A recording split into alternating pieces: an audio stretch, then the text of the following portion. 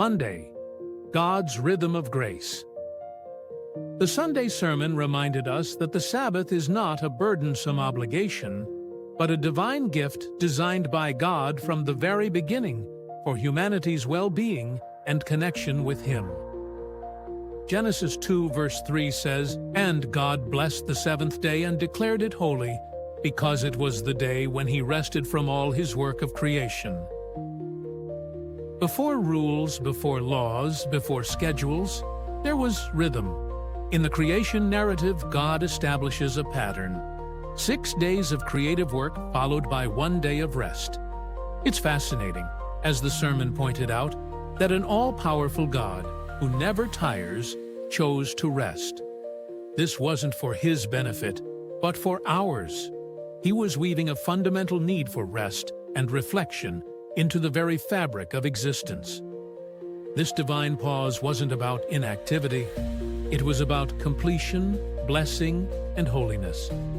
God blessed the seventh day, setting it apart as special. This initial Sabbath wasn't a command to people yet, but a demonstration for people. It reveals God's heart. He desires us to experience wholeness, which includes cycles of effort and cessation, doing and being.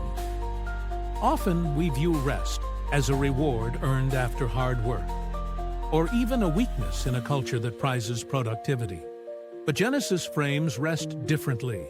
It's part of the original perfect design. It's as integral to God's creation as light, water, and life itself.